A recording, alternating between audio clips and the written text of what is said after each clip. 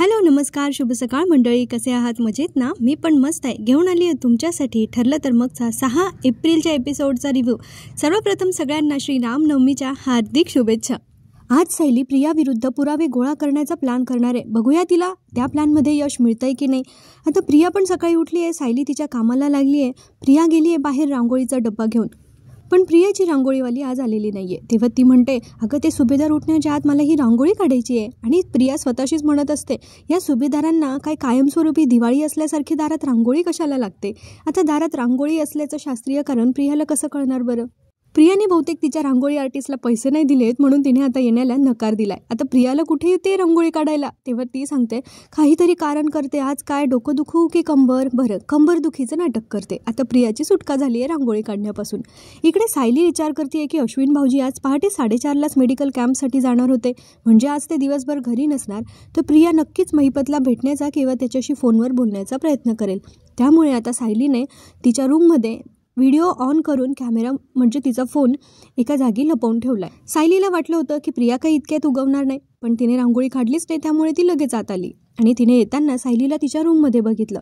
पण सायलीने कधी नव्हे ते खोटं बोलली सायली तिच्याशी आणि सांगितलं की मी तुला कॉफी द्यायला आले होते, सगळ्यांसाठी केली ना म्हणून तुझ्यासाठी. पण प्रिया तिला सांगते की जसं तुला तुझ्या रूममध्ये मी आलेलं आवडत नाही ना, तसं मला माझ्या रूममध्ये तू आलेलं आवडत नाही, त्यामुळे निघ इथून. आता सायली तर तिकडून निघून जाते. प्रियाच्या रूममध्ये फोन लपवून आता सायली किचनमध्ये आलेली असते आणि ती विचार करत असते की दामिनी विरुद्ध लढण्यासाठी हे इतके बिझी आहेत सध्या की ते नाश्ता करायला पण खाली येणार नाही आणि मग उशीर झालाय म्हणून नाश्ता न करताच ऑफिसमध्ये जाणार. म्हणून सायली आता अर्जुनसाठी नाश्ता बनवून त्याला रूममध्येच घेऊन जाण्याचा विचार करते. त्यानंतर ती छानपैकी सँडविच बनवते, त्याच्यावर छान स्माइली काढते सॉसने आणि मस्त प्लेट रेडी करून अर्जुनकडे घेऊन जाते. सायली त्याच्यासाठी रूममध्ये नाश्ता घेऊन आली आहे हे बघून अर्जुन म्हणतो, तुम्ही कशाला त्रास घेतला, मी आलो असतो ना खाली. त्यावेळेला सायली म्हणते की नाही, तुम्ही दामिनीशी केस लढण्याच्या विचारामध्ये इतके गुंग असाल की थोड्या वेळाने तुम्ही खाली आले असते आणि मला सांगितलं असतं की मिसेस सायली मला आता अजिबात वेळ नाही आहे, त्यामुळे मी निघतोय, आणि नाश्ता न करताच गेले असते. त्यामुळे मला तो धोका पत्करायचाच नव्हता म्हणून मी रूममध्येच घेऊन आले. तेव्हा अर्जुन म्हणतो, बापरे, धोका अँड ऑल, म्हणून नवऱ्याला एवढी VIP ट्रीटमेंट मिळते. तर सायली म्हणते, नवरा जर कामात असेल तर VIP ट्रीटमेंट द्यायला काहीच हरकत नाही आहे. त्यावेळेला अर्जुन तिला करेक्ट करत म्हणतो, नवरा नाही, पार्टनर जर कामात असेल तर त्याला VIP ट्रीटमेंट दिली गेली पाहिजे, मग तो नवरा असो किंवा बायको. ही गोष्ट तर 100% खरी बोलली अर्जुनने. अर्जुन जेव्हा ते सँडविच बघतो तेव्हा त्याला खूप आनंद होतो. त्यावरचं स्माइली बघून त्याला जास्त आनंद होतो. ते म्हणतो थँक्यू, आणि या स्माइलीसाठी तर स्पेशल थँक्यू. आता सायली म्हणते, बरं आता खाऊन घ्या. अर्जुन खात असतो त्यावेळेला सायलीच्या मनात येतं की मी यांना सांगू का की मी प्रियाच्या रूममध्ये तो मोबाईल लपवला आहे, की नको रात्री डिनरच्या वेळेला डायरेक्ट त्यांना पुरावाच दाखवू, म्हणजे व्हिडिओमध्ये काय काय रेकॉर्ड झालंय तेच दाखवू.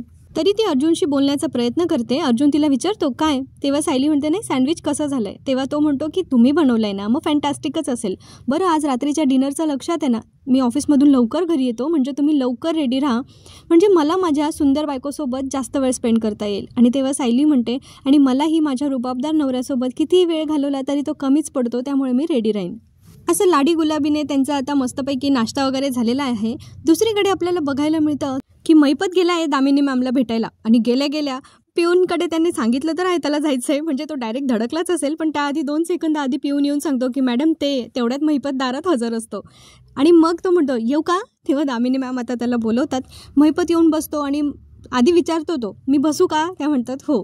तो बसतो आणि मग म्हणतो, बघा फाईल तर तुम्हाला मिळालीच आहे, आत्तापर्यंत जे काही झालं आहे ना ते तर तुम्हाला माहिती आहे. आता इथून पुढे काय करायचं आहे ना ते मी तुम्हाला सांगतो. तुम्ही काय करा, तुम्ही ना आधी जेलात जा आणि माझ्या पोरीला भेटा. आणि कसं आहे, आपल्याला जेलात जायला आहे ना टाईम बीम घ्यावा लागत नाही, कोणाची परवानगी वगैरे नाही घ्यावी लागत. आपण जेव्हा जाऊ तो आपला टाईम असतो. आणि काय ना तुम्ही तिथे जा, माझ्या पोरीशी भेटा. आणि त्या म्हाताऱ्याला आहे ना, तेव्हा दामिनी त्याचं सगळं ऐकून घेत असते आणि मग म्हणते डिग्री दाखव.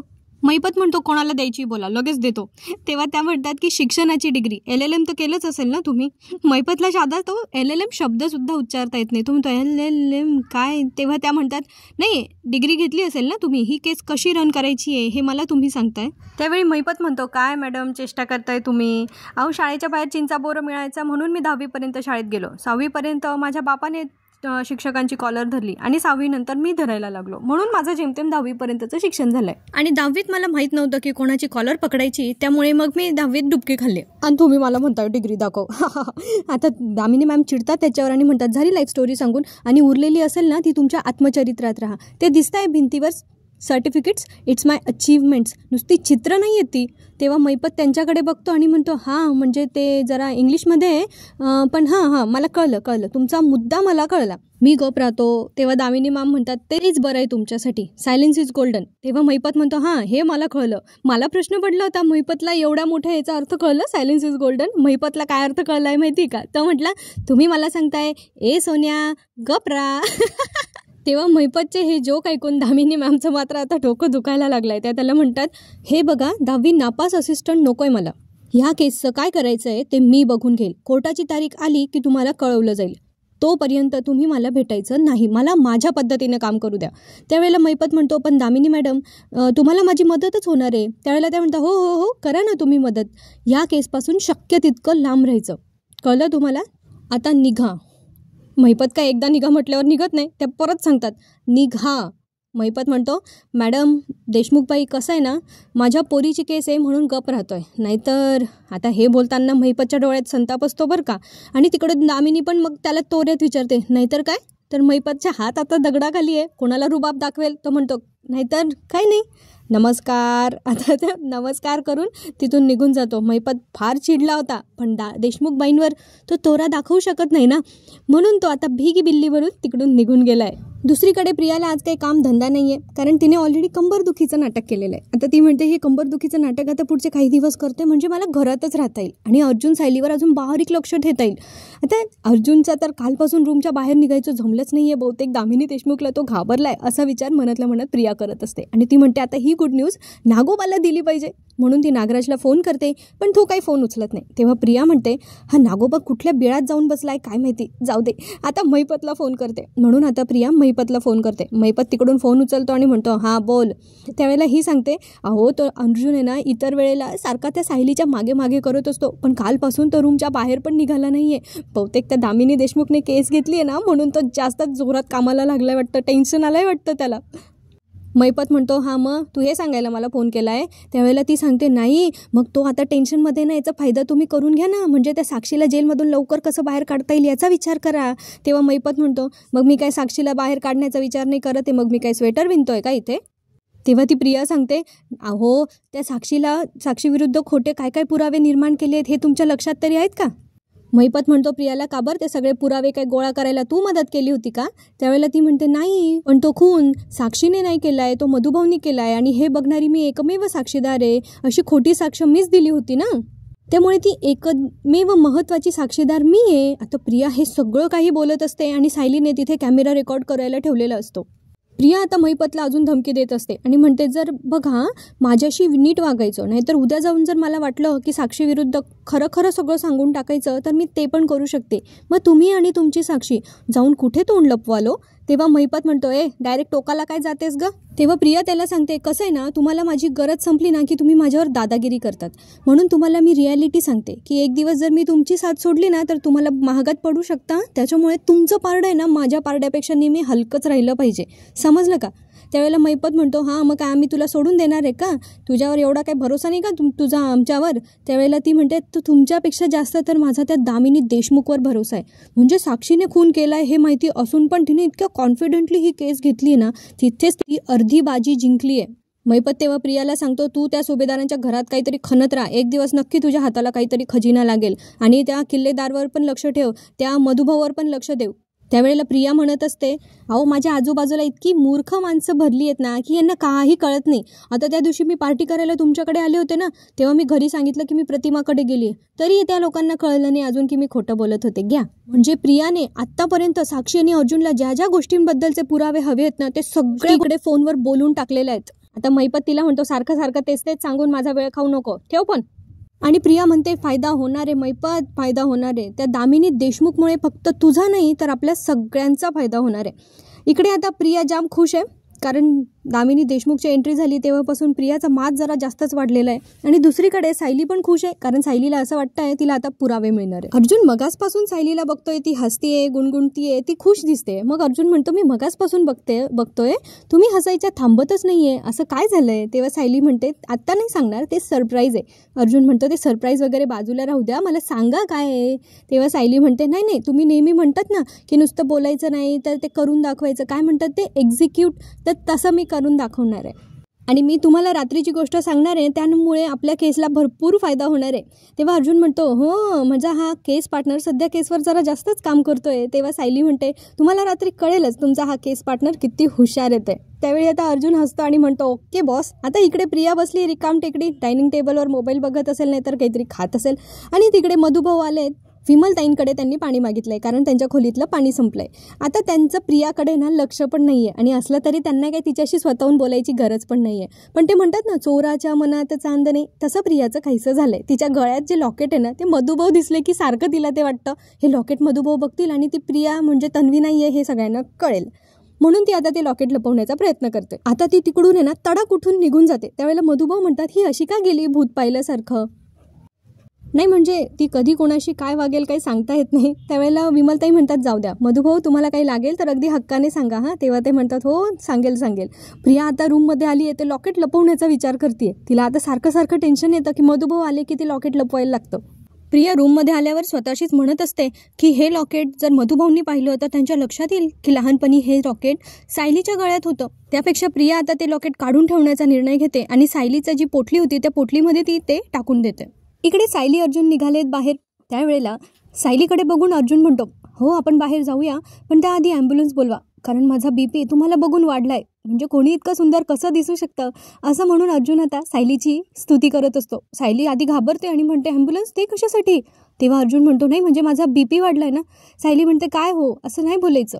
पण अर्जुन म्हणतो, माझा BP कितीही वाढला ना तरी आजची डिनर डेट मी स्पॉईल होऊ देणार नाहीये. मग सायली म्हणते, आता पुरे जा, तुम्ही आधी गाडी काढा मग मी येते. तो म्हणतो, सोबतच जाऊया ना. तर सायली म्हणते, नाही मला तुम्हाला जे सरप्राईज द्यायचं आहे ना ते सरप्राईज घेऊन मी येते, तुम्ही आधी पुढे व्हा आणि गाडी काढा. अर्जुन आता पुढे निघतो आणि सायली जाणार असते प्रियाच्या रूममध्ये तिचा मोबाईल घेण्यासाठी. सायलीला असं वाटतंय की आता सगळ्या गोष्टी तिच्यात रेकॉर्ड झालेल्या असतील. खरंच तसं होणार आहे का, बघूया बरं पुढे. प्रिया इथे टाइमपास करत बसली आहे. तिला काही कामधंदा नाही आहे, नुसतं मोबाईलमध्ये स्क्रोलिंग चालू आहे तिचं. आता तिच्या फोनची बॅटरी डाऊन झाली आणि नेमकं तिच्या फोनचं चार्जर त्याच कपाटाच्या इथे जिथे सायलीने तिचा फोन लपवून ठेवलाय. तेव्हा प्रिया जाते आणि ती चार्जर घ्यायला जाते. प्रिया इतकी चॅप्टर आहे की सायलीचा साधा भोळा प्लॅन तिच्या लक्षात येणार नाही असं कसं होईल. म्हणजे आता प्रियाच्या लक्षात आलंय की इथे फोन ठेवलाय आणि हा नक्कीच अर्जुन आणि सायलीने मिळून ठेवलाय.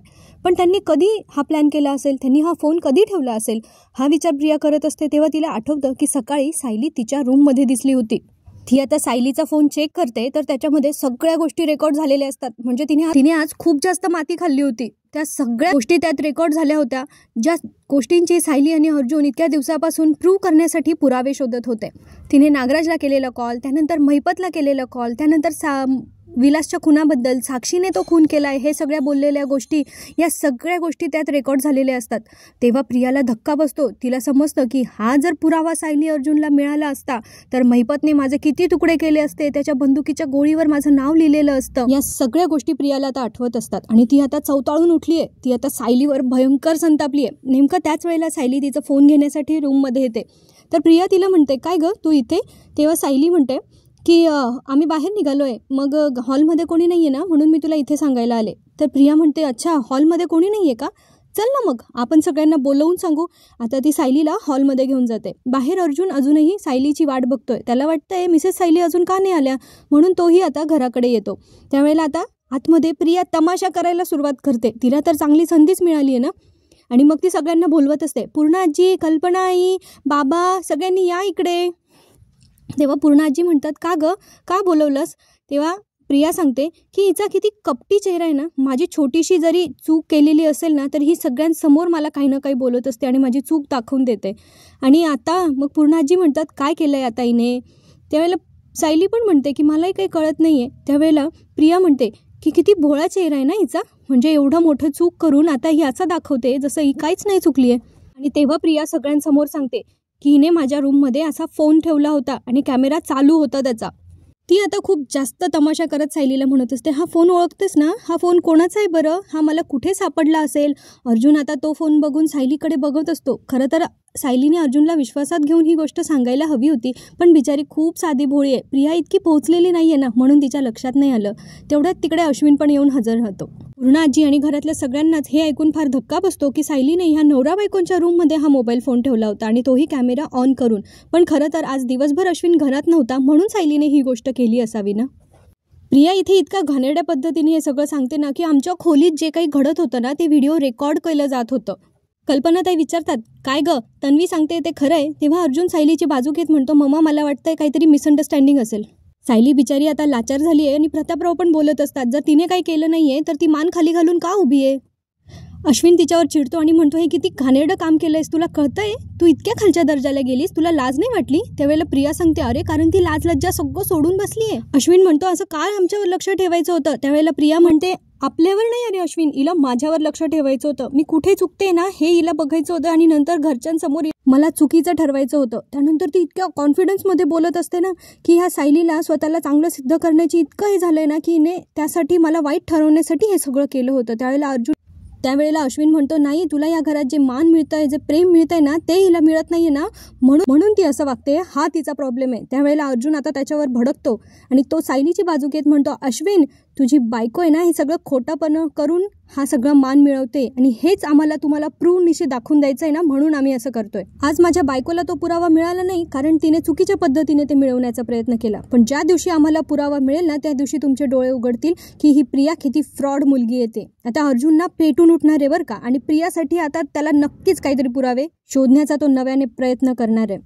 चला हे सगळं बघणं आता खूप मनोरंजक ठरणार आहे. पुढे अजून प्रियाचा नीचपणा किती दिवस बघायला लागणार आहे काय माहिती. त्यासाठी पुढचा एपिसोड बघायला लागणारच आहे. त्यामुळे व्हिडिओ आवडला असेल तर लाईक शेअर करा, चॅनलला सबस्क्राईब करून ठेवा, म्हणजे पुढचे एपिसोड्स तुमच्यापर्यंत नक्की पोहोचतील.